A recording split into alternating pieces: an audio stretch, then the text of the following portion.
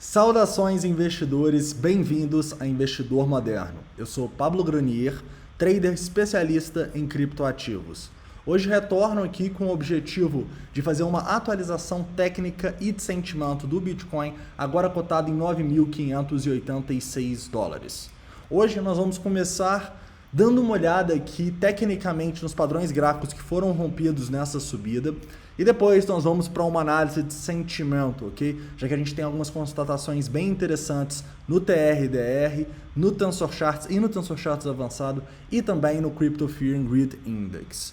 Então, antes de começar, não esquece de deixar o like, se inscrever caso não seja inscrito e deixar todas as dúvidas, críticas ou sugestões nos comentários que eu respondo assim que eu puder.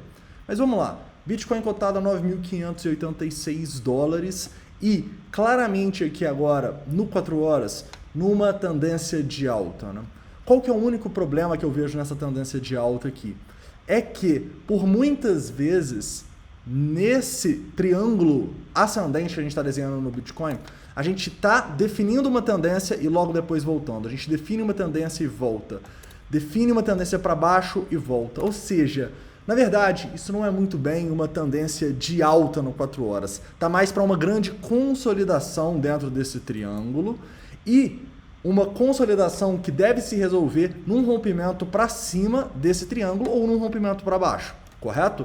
Então, para uma confirmação maior, a gente quer ver sim esse triângulo ascendente sendo rompido para cima, tá? Porém, indiscutivelmente, as nossas médias estarem verdinhas, a nossa nuvem de Shimoku estar abaixo do preço, tudo isso é um fator que, sim, deixa a gente mais otimista, né? E faz a gente sempre buscar mais operações compradoras.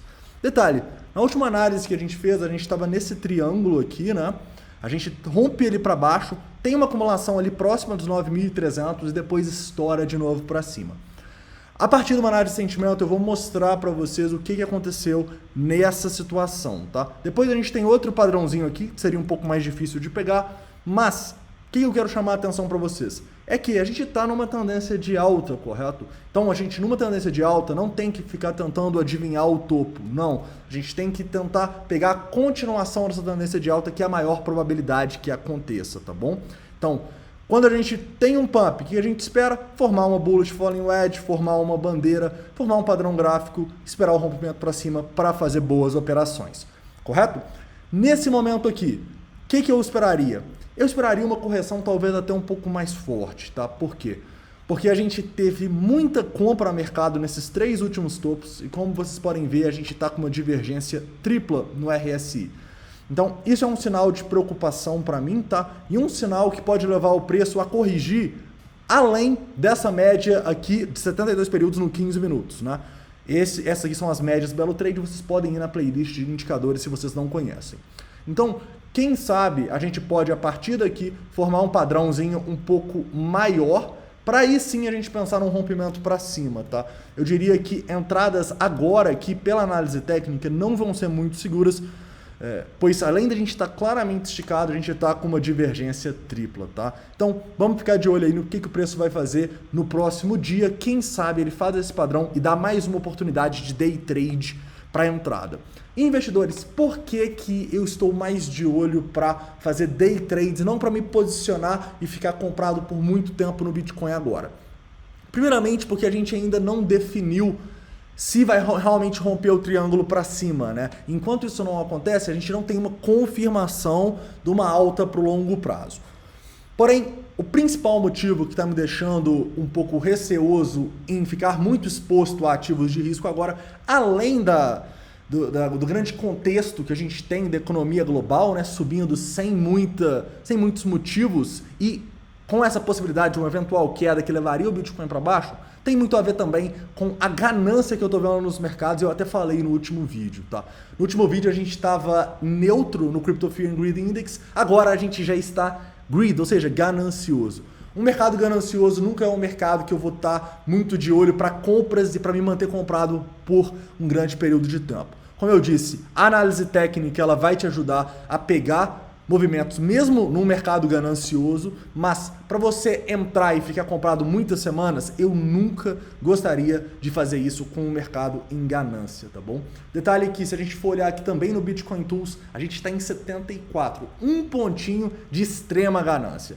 Então, sem dúvidas, eu diria que é um ponto extremamente arriscado para comprar o Bitcoin aqui, mas eu não vou fechar os olhos se a gente tiver uma correçãozinha um pouco mais forte aqui, dando uma correção em médias de outros tempos gráficos, para aí sim a gente pegar mais um movimento no day trade, beleza?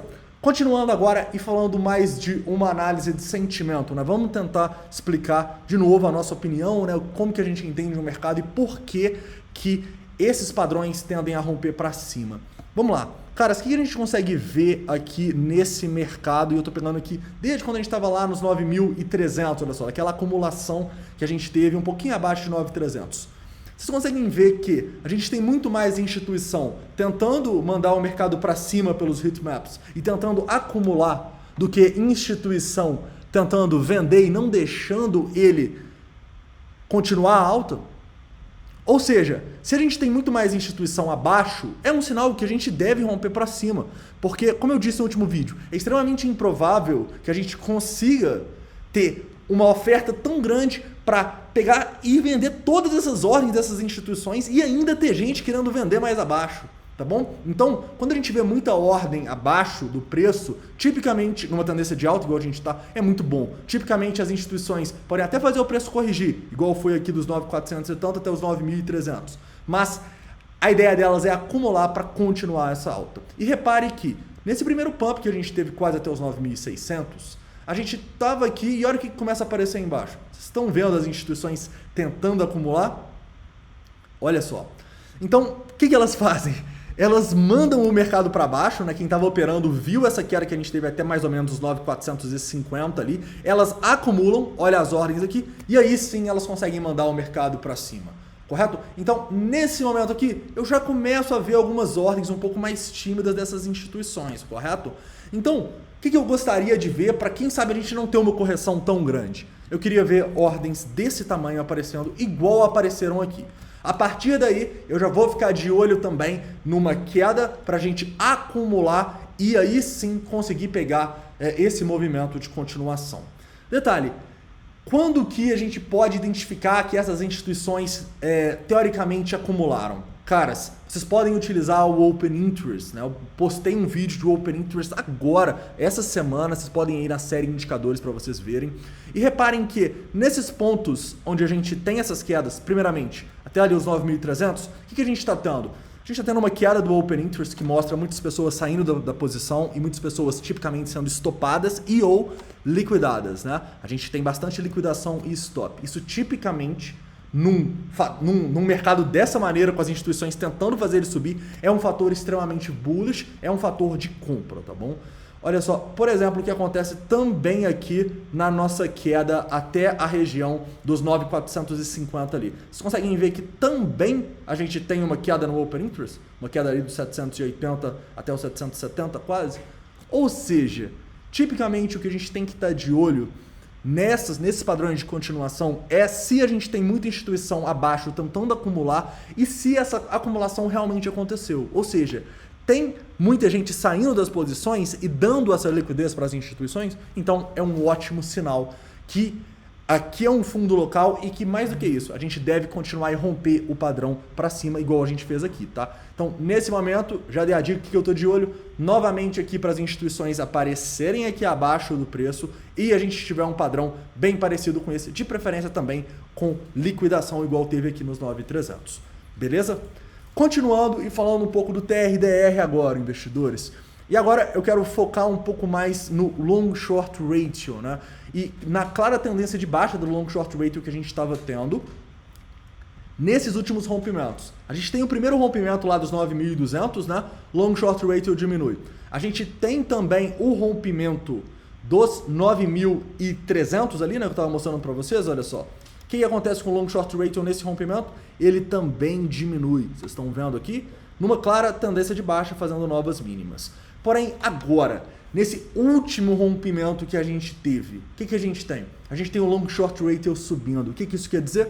Isso quer dizer que provavelmente muitas pessoas entraram em long nesse último pump, tá? Então isso não é um bom sinal para mim. Eu tipicamente quero ver rompimento se confirmando com o long short ratio fazendo o contrário, né? Se a gente tem um rompimento para cima, eu quero ver o long short ratio com mais pessoas apostando em short. Não nesse rompimento para cima, muita gente apostando em long, correto? Porque o mercado tende sempre a buscar a liquidez do lado onde as pessoas estão mais posicionadas. Beleza? Então, o que eu consigo enxergar aqui no mercado? Que a gente continua numa clara tendência de alta e a gente continua aí, se a gente tiver essa correção, essa acumulação, com possibilidades de fazer day trades acumulando ou até mesmo fazer em possíveis rompimentos, tá bom? Mas o que eu não vejo agora, em especial por causa aqui do TRDR, por causa também do nosso Open Interest elevado, é comprar e me posicionar aqui para o longo prazo antes da gente realmente ter uma definição, tá bom? Então, olho no Fear and Greed Index, olho aqui no TRDR, no Long Short Ratio e também olho no Tensor Charts para essas oportunidades de day trade. Beleza, investidores? Então é isso, tá? Espero que vocês tenham gostado dessa análise. Não esquece de deixar o like aí, se inscrever caso não seja inscrito. Espero que ele tenha sido útil. E é isso, um forte abraço.